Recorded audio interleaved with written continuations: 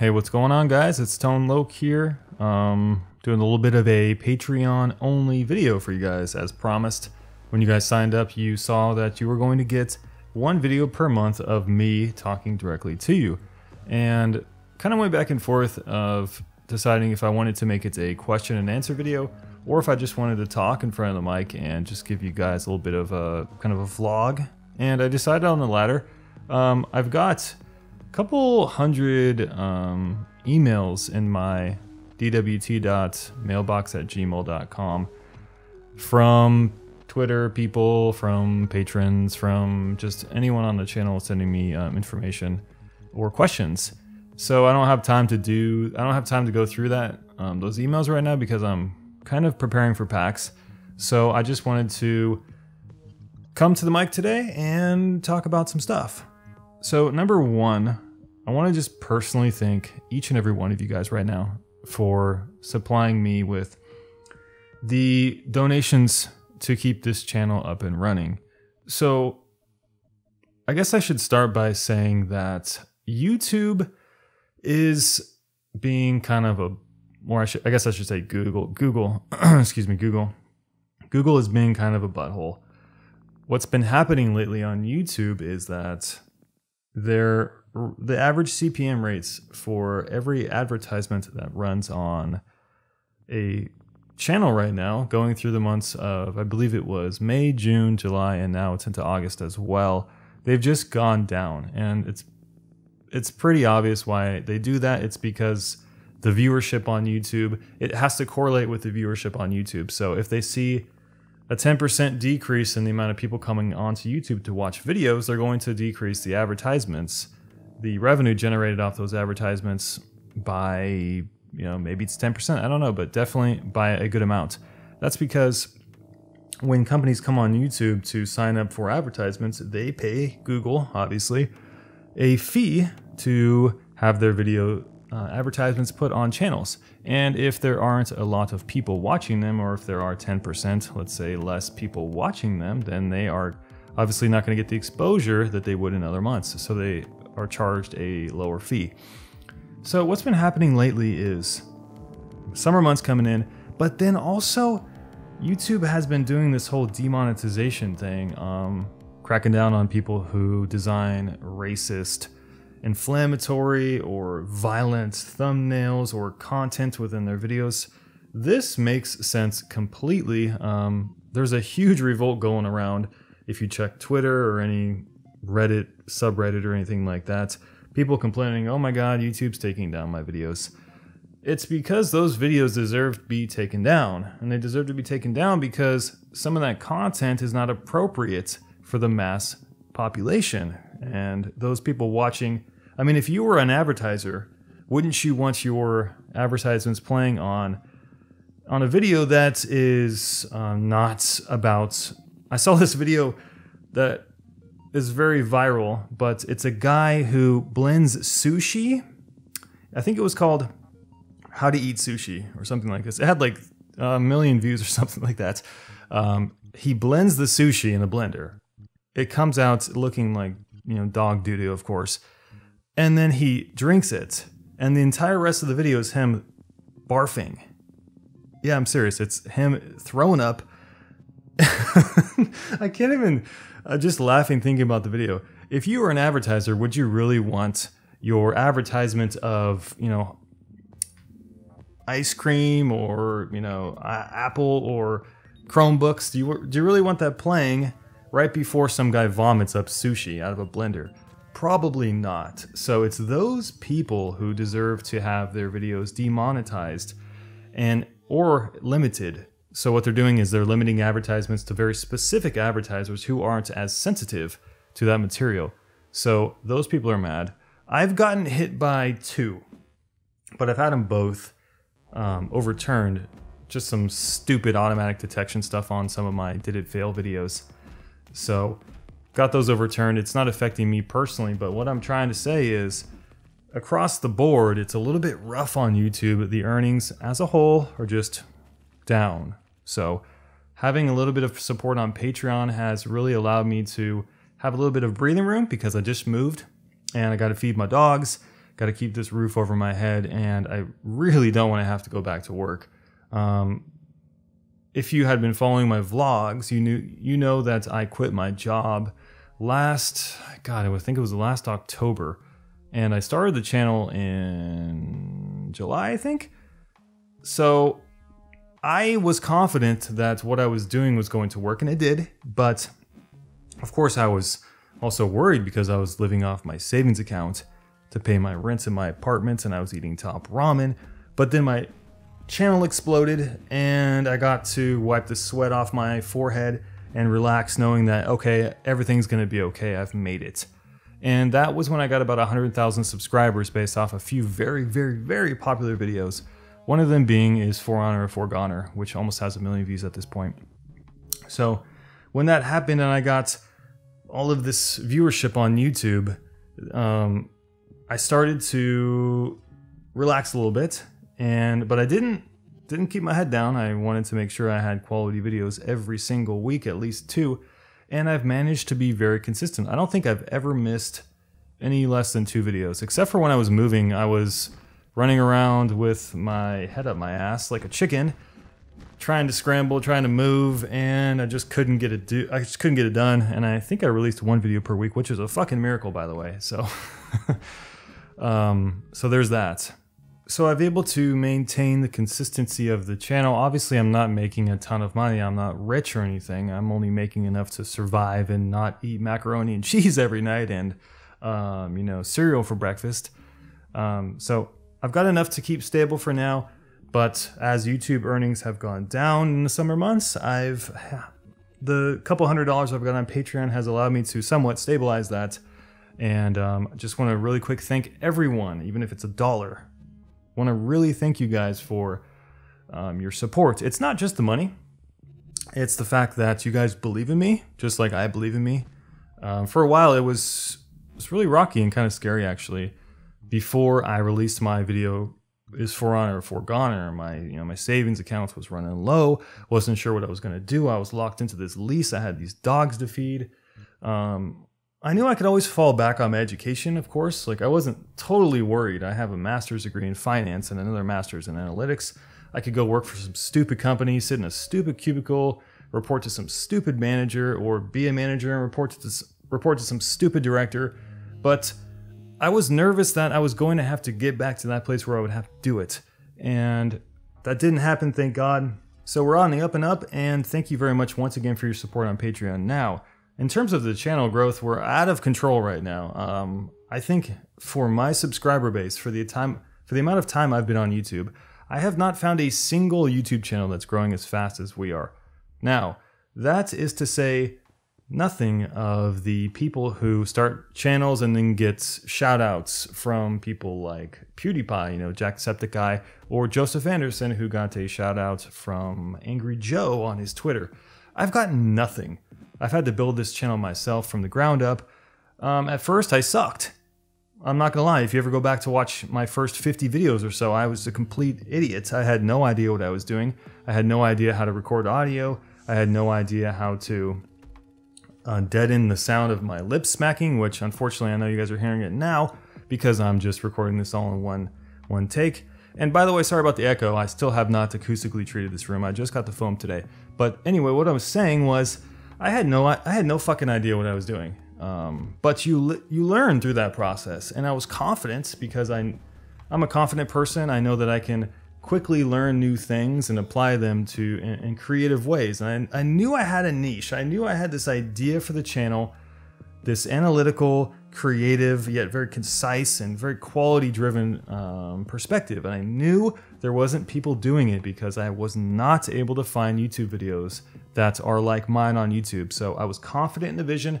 I had all the tools necessary. I just had to learn them. I just had to get good. I just had to develop my voice and my confidence. And it all came to a head when I released the For Honor is a For Goner video.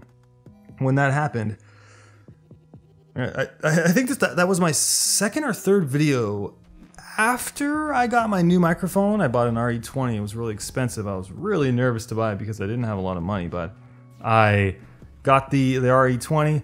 I knew what I was going to do. I saw the statistics on the game. I saw the data, the evidence. I was like, okay, I'm gonna investigate this and just put this all together in this really, really concise video, 6 minutes. Everyone's gonna click on it. I had the bomb thumbnail, and boom, it just took off. And wow, after that, we have been growing steadily now ever since. And we're getting about between 200 to 500 subscribers on the norm per day, which is around 6 to 15,000 subscribers per month. So, and that's on the low end. So in about a year, we will be well into the, I'm not even gonna guess right now, but if you wanna check out the data on me or any of your favorite YouTubers, you go to socialblade.com.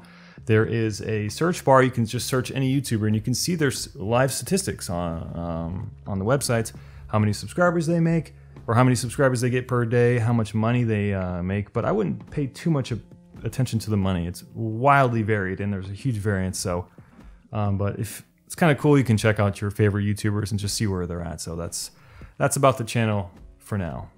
So now I kind of want to talk about myself. I know a lot of you guys have been asking me questions about who I am and what I do and all this stuff. So I kind of want to give you a little bit of a view into the old Tone Lokes past, and you guys can get some semblance of who I am as a person. So I grew up as a gamer in a family of 5 kids and a mom. My dad split my mom, or my mom split my dad, depending on who you talk to. They split up when I was about 10 or 12 years old. And then my mom took everyone. My mom had no job, had no education. My dad was working, he had the company. He took care of the whole family. So when they split, my mom took us to pretty much a trailer park. I lived in a mobile home park in Northern California, and we didn't have any money. We were living on food stamps, actually. So I come from a very, very frugal and poor family, and I don't look at it as a bad thing, but I do remember times where I would be at the counter with my mom, and she would reach into her wallet and she would bust out the food stamps, and I could just see in her eye that she was just really ashamed, because if you're not from America, food stamps are the equivalent of government giving you money to buy food for free because your income levels are so low. It's basically poverty management for the US population. And we pay for it, taxpayers pay for it, and that money then goes into a pool which is distributed to, like I said, needy families, and I came from a needy family. So we eventually got a Nintendo Entertainment System when I was like, I don't know, probably 11 years old or something like that. So I may have been playing before they split, but anyway, we first tried, I think it was Castlevania, and from the moment that game got onto my screen and I was able to see what a video game actually was, I was fucking hooked, dude. Zelda, we played Punch-Out!, Excitebike!, all the Mario games. Zelda 2 came around, I was so into it. And then the Super Nintendo came around, and we didn't have enough money to buy it as a family, so my Uncle Rich, actually, his name is Uncle Rich, although I guess he would technically to us was rich at the time because he was sending us video games for Christmas in a big old brown box. And every fucking Christmas that would come around, there would be a big brown box on our front porch from Uncle Rich. And he would have games like Steve Madden's Sports Talk, I think it was Steve Madden's Sports Talk Football, and the Sega Genesis. And holy shit, dude, that was like the end of the world to a kid who loved video games, to receive video games at Christmas for free. So I grew up my whole life playing video games, and eventually my mom did get a job. She got a job working for law enforcement as a cop, and during that time, though, in the intermediary, she was driving an hour from our mobile home to train for the police force. And during this time, I was left alone with my brothers, and there was only when you're a kid back in the early 2000s or the early 90s, I guess maybe the late 90s. I was born in 85, makes me 32. Back in the late 90s, the only things to do when you're a kid living in a poor community in Upper California where it's really, really hot during the summer is you play basketball, or you ride your bikes, or you play video games. And we did all three. Majority-wise, we did play video games pretty much from sunup to sundown. So that's where I got my kicks in with video games. But when you don't really have a big father figure in your life, you tend to grow up as an introvert, at least in my case. I basically went through school, kind of a shy kid, not really too sure of himself, and then went to high school, still playing video games. Did very well in high school, actually. I graduated third or fourth in my class of about 400, stupid kids in California. But finished high school, and then I went through this really weird period of life where I was living at home. I was 18 years old. Didn't really want to do anything. World of Warcraft had just come out, and I was addicted to that game. I was playing that game all fucking day. And my mom eventually had to kick me out of my house, her house, because I wouldn't do anything. I was just a lazy butthole. So I got kicked out, and then the only place I could go was, we had a casino about 15 miles from my mom's house. It was an Indian casino. If you know anything about Indian casinos, you know that the age barrier to get into an Indian casino is not 21, it's actually 18. So I was 18 years old. I went to the casino. I had been playing at that casino for a couple months now, ever since I turned 18. I loved playing poker. So then I entered this really strange period of time where I was playing poker for a living. I was playing 1-2 and 2-4 no limit, if you know the game. And I was sitting at the poker table for hours and hours and hours every day, trying to make a living. And my goal was pretty simple. I would buy in for $100 at the 1-2 or $200, maybe $300 at the 2-4, and I would try to make enough money to pay for my food and the hotel expense for the day. Yeah, I was actually living at the freaking hotel at the casino. They were charging $67 a night.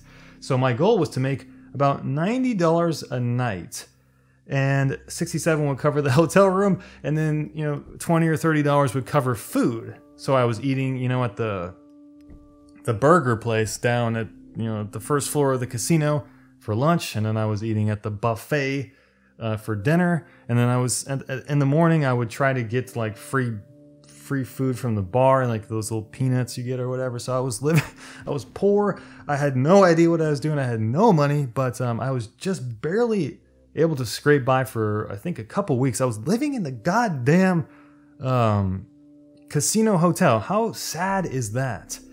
But then I met this girl. She was a waitress. Her name was Jackie. And she comes up one day. I'm sitting at the poker table, and if you've played poker, you know that the waitresses come up to the poker tables and ask if you want anything to drink. You get free drinks, non-alcoholic, of course, because it's an Indian casino. So she comes up the escalator. I see her coming.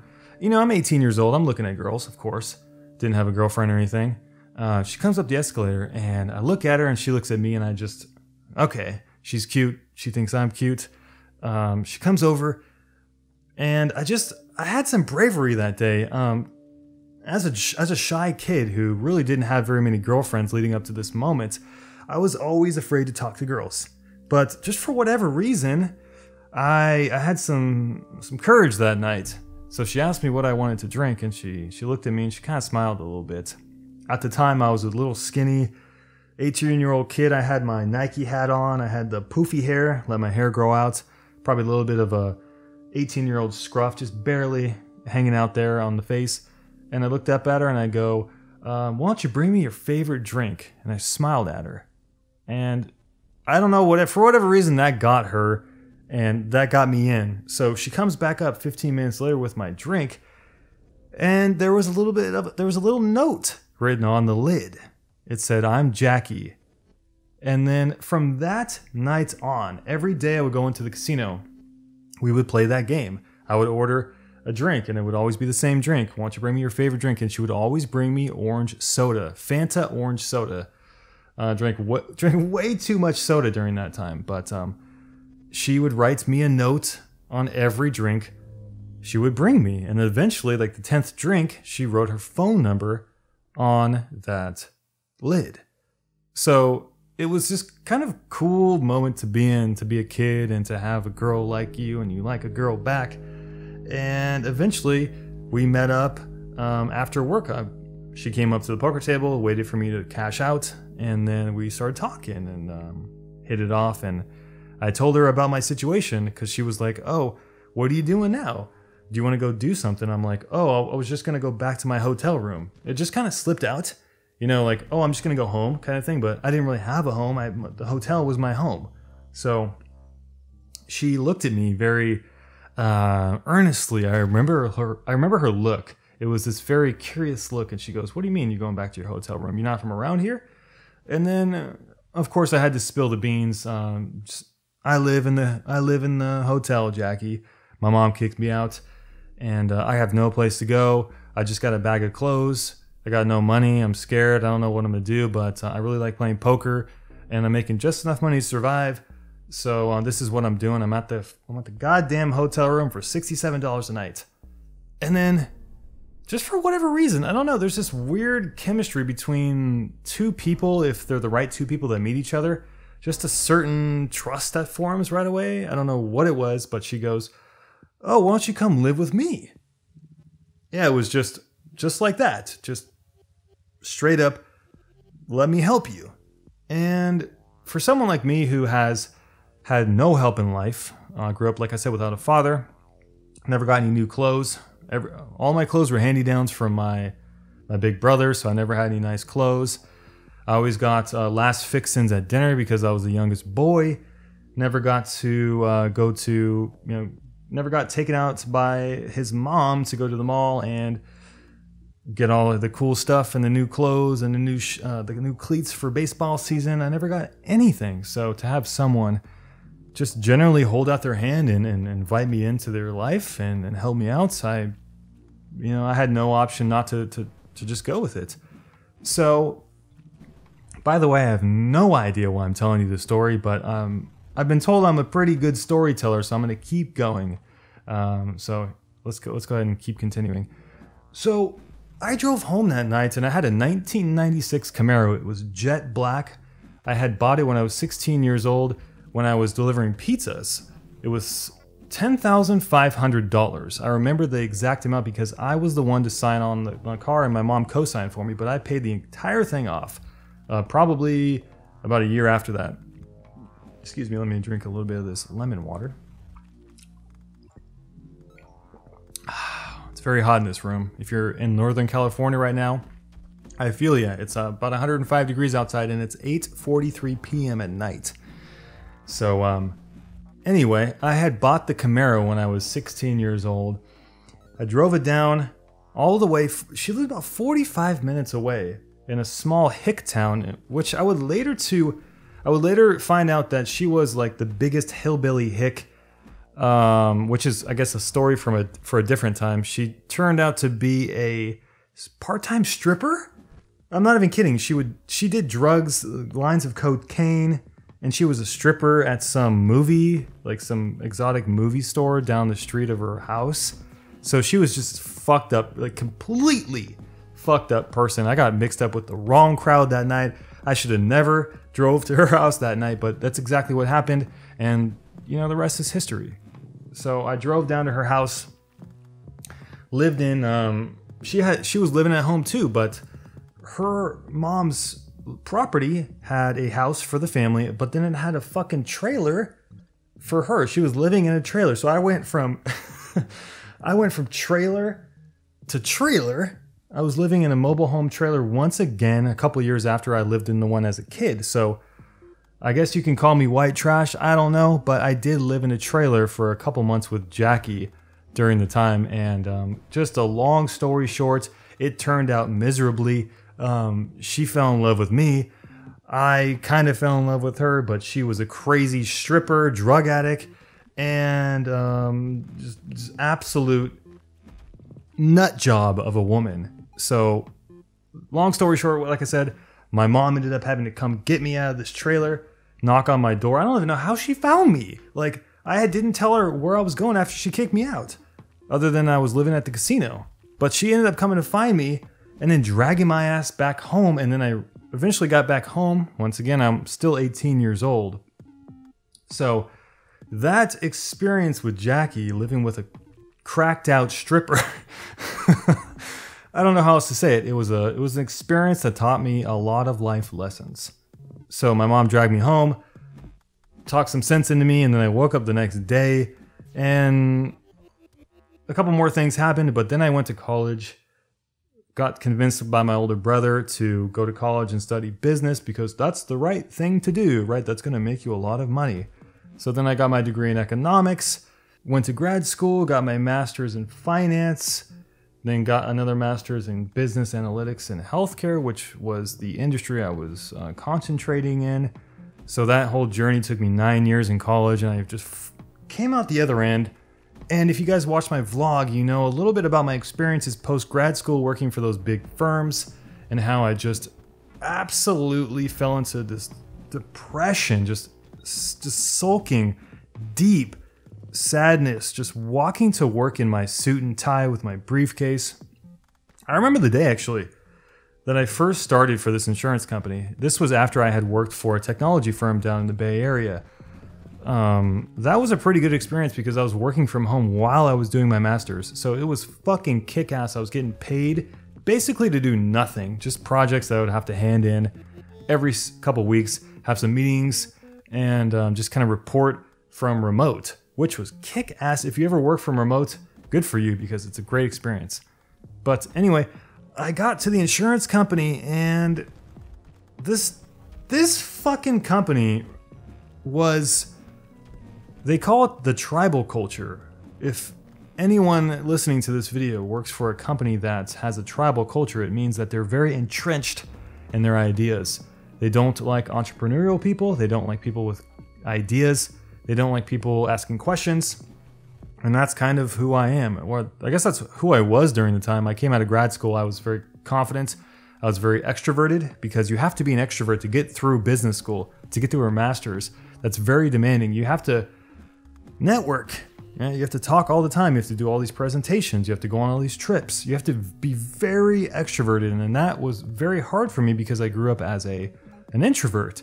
So now I consider myself a natural introvert and a trained extrovert. So I only go into that space when I absolutely have to. I prefer to just kind of be a cat, a house cat. But got to that company, and man, like, they really beat me down because of my inability to conform to their stupid ass culture, which was a culture of don't ask any questions, just do what we say, be a zombie. And I fell into such a deep sadness during this time.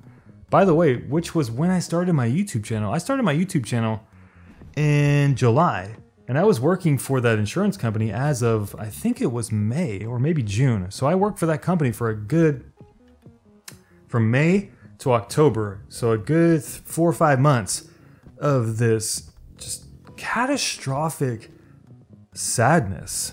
If anyone's watching this, or I guess, is there anybody still watching this video? I hope so. At least maybe one person. If there's anyone out there that's entered a depression of any magnitude, you guys know how difficult it is just to wake up and function, let alone function when you come home from that depression, which was work for me. You just kind of fall over. You just walk in the door, and you're so miserable that you just fall over, and then you wake up, and then you do it all over again 5 days in a row. And I got to a point where I was, of course, I've never been suicidal. I've never been that way. I take my life very seriously, and I'm grateful to be on this earth and to have the opportunities to do what I do, even when I was back then, because I did have the leverage to go out and work for whoever I wanted because I had these advanced degrees. But I was on this management trainee program, and I couldn't really get out because it was a 12-month program, and the finish line was such a highly esteemed position with just a ton of money, but I couldn't get through the program because every single fucking day I came home, I just wanted to cry myself to sleep, and I just fell over as soon as I walked through the door. I wasn't eating, I wasn't working out, I wasn't happy, I wasn't smiling, I wasn't laughing. So every day I would wake up, it was this patch of sand. I would get out of my car at work. It would be like 7:45. I had to report at 8 a.m., which was too fucking early for what we were doing, by the way. I would park the car, and I would be okay until I got to this patch of sand. It was the patch of sand that divided the sidewalk from the front door where I was entering work. I don't know what kind of stigma it had my mind attached to, but as soon as I got to the sand of patch, it was like that barrier that separated my happiness from my depression. And every fucking day I got to work, I was fine. You know, I think it was because I was so tired that I was just kind of zombie mode, walking to work. I'm okay. I'm not really cognizant of what's going on. But as soon as I hit that fucking patch of sand, straight up depression. Like, don't talk to me. I'm a miserable human being. And it was just that patch of sand. So I would go through the door, a changed man, just this kind of skeleton of a person. Of course, I was really nice to people, but I just didn't have the will to be happy because of what I was doing at this company, who they were making me be. Basically, the gist of it was I came into this corporation ready to help, ready to be a major player, ready to have my opinions shared, ready to just be this very positive force. And just from day one on, they wanted to control me and who I was. And they wanted to make assumptions of who I was. This was the biggest deal breaker for me at this company. They got into my head. They got into my head this idea that I was a bad person. And I don't know how else to put it, but they made me believe I was the reason I was failing. And if you ever come across anyone like that in your life that beats you down, cast judgments on you, and make you into something you're not, you have got to get out of that situation because it is not healthy. So there I was walking to work every day for months and months and months up until October, and just sickeningly, I'm just so like baffled thinking about it. I can't even speak right now. I was so nastily sick from that situation. I was mentally tired, I was mentally beat up, and I was physically just a ghost, basically. And thinking about it right now makes me really sad, but I started Downward Thrust one afternoon while I was at work. And if you watch my vlog, you know that I was in a management program with 5 other people. It was 6 total.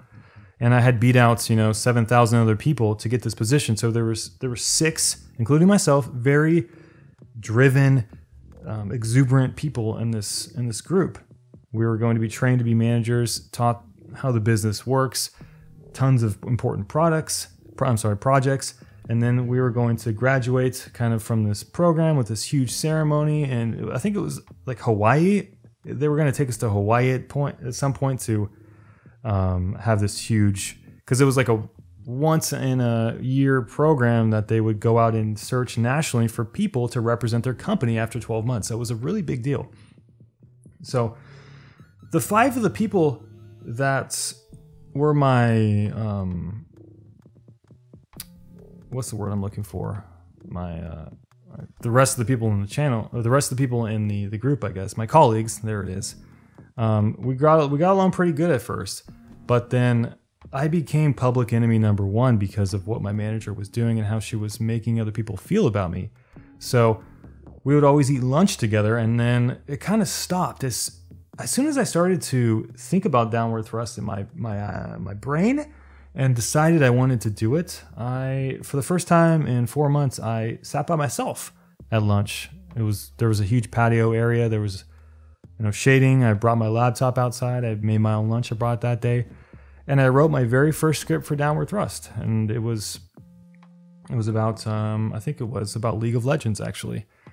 And from that day forward, every single day at lunch, I would go by myself and write another script. I would go home, pass out from depression, wake up on Saturday morning, or I guess it was Saturday late afternoon because I was so sick from this job that I was waking up at like 2 p.m. on Saturday, and I would make my videos on the weekend, just draining myself of my life force that was already being taken from me. So I was in this position where I was making videos, nobody was watching them, but I knew I had something special going on. So I kept doing it. And then eventually I quit my job because of some things that happened at work. Basically, my manager told me that I was a piece of crap. And she had gotten me to the point where I was believing it. And then met up with one of my really good friends while I was going through this experience that was beating me down. And that individual, who was a really good friend of mine, opened my eyes back up to who I really was. This good person, the good soul. I've been called a good soul by this really great friend of mine I used to work with. And it's something that I always look for in people that I associate myself with. The good souls, right? The good people of the world. So I talked to this individual at length. I think it was a Sunday night. And she made me realize, yeah, they are the enemy. They're trying to do this to me because they don't like what I have to share and they don't want to change. And they don't want me influencing my colleagues. So they made me the enemy and they made me believe I was the enemy. And she made me open my eyes, my friend, to the idea that they're the fucking enemy. And they are the poison that was in my life. So the very next day, I woke up and it was a Monday actually. I remember because we went out on Sunday. It's Monday morning and my alarm went off. And I had a kind of an Office Space moment, which is one of my favorite movies, by the way. I opened my eyes and I looked up at the ceiling and I decided, you know what? Fuck this company. I don't need it. I didn't work this hard. I didn't go through that much schooling to be treated this way. And I closed my eyes and I went back to bed for hours and hours and hours and hours and hours, right? My phone rang. It was my boss many, many times, just like Peter's. Bill Lumberg was calling Peter in Office Space. My manager kept calling me and I kept ignoring her. And I would listen to the voicemails of her kind of, a good manager would be like, hey, is everything okay? You haven't come to work and I haven't heard from you. Is everything okay? Just please call me, right? Her messages were like, where are you right now? Are you not coming in? Please call me because we need to do stuff. Like just super selfish voicemails. And I would play the voicemails on speaker and I would laugh. I would just laugh hysterically. Like, those laughs in movies where there's like the crazy person who's laughing, but they're laughing because it's not funny, just because they're going nuts. It was me and my hysterical laugh. And I would just go back to sleep. And then she would call again and I would go back to sleep. And I did this for 3 days. And then I walked into work on Thursday. I think I was wearing like a t-shirt, just a straight up t-shirt and like jeans or whatever. And I walked up to my boss and everyone was like, oh my God, what happened? Where were you? And I just walked up to my manager. I'm like, I quit. And I had the biggest smile on my face. And it was like the best moment of my life where I was shutting out the darkness in my life and I was bringing back in the light. So then I went home that day. I looked at my bank account and I had a certain amount of money and I calculated how long I could survive on this money, eating top ramen and feeding my dogs and paying my rent. And I started to make videos every day. I was making a video every other day. That's when I started to really kick it into OD, as they say on YouTube. I was making a video every other day. Things started to happen. I was getting tons of subscribers. And then For Honor happened. And that is the story of the channel and of me. I've been talking for 38 minutes. I did not expect to do this, guys. If there's anyone still out there, just say the word banana-banana-rama to me. On Discord or private message me on Twitter or something. Just, if you are here 38 minutes later, message me banana-banana-rama and I'll know that you made it to the end of this video. So, did not expect to get into this personal story, but I had a good time telling you it. I think it's really important for me to start branching out and sharing more of my personal experiences with at least you guys, because as you guys know, on the reg on my channel, I'm very, how do you measure the success of a new video game, right? I got the Hollywood voice on, I got my script, I got everything down to a T, it's very organized. I don't have a lot of room to be, to just have a conversation. Obviously the audio in this video is completely shit. I hear my lips smacking all the time and the noises from your saliva, which, by the way, if you guys don't notice, I do a lot of work behind the scenes to make sure that the audio quality in our videos is absolutely pristine. I will work my butt off. I will record a line 5 times if I have to. But anyway, that's a tangent because I really care about the visual and audio quality that I'm presenting to you guys and the rest of the subscriber base. But right now, I could just kind of go off the cuff. What a lot of people do on YouTube is they just sit in front of a mic and they talk. And sometimes it's okay. I'm starting to get to this point where I'm being less constrictive of myself and giving myself a little bit of room to just be like, oh, you know what? It doesn't have to be perfect all the time. So I guess this is what this video is. I know it's for you guys to have some extra content, but maybe this video is actually for me as a release from my complete and utter organization and very nicely trimmed videos. I guess this is a video for me that just says, you know what, just have some fun, have a conversation. But anyway, I'm gonna go and jump in my pool because I am about to die of heat exhaustion. We'll go ahead and continue these monthly Patreon videos.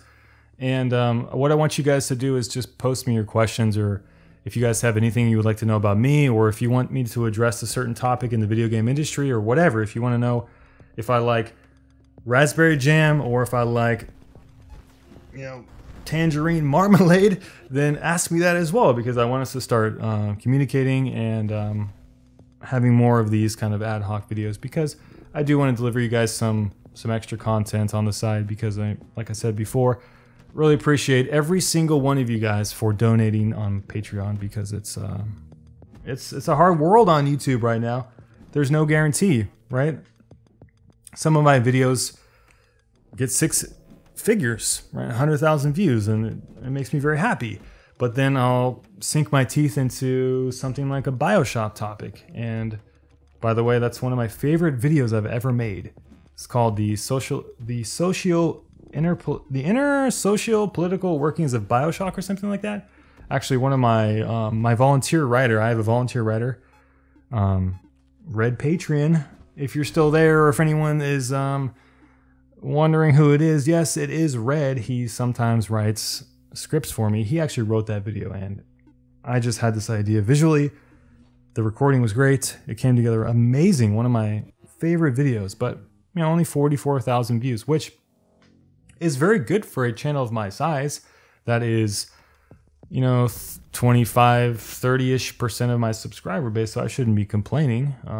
You know, Total Biscuit and Angry Joe, if you average out like their last 10 videos, they're probably at, you know, 8 to 10% of their subscriber base as average views per video. So I should be happy to get 40,000. But when I turn around and make a Lawbreakers video, which I didn't even know anyone was actually going to watch, it's got, you know, 200,000 in just 2 days. So there's no guarantees on YouTube. There's no secret formula. I don't have any answers. I'm just kind of doing this. I'm just winging it. I'm playing it by my own ears, hoping that things work out, and people love my videos, and I get a lot of great feedback every single day.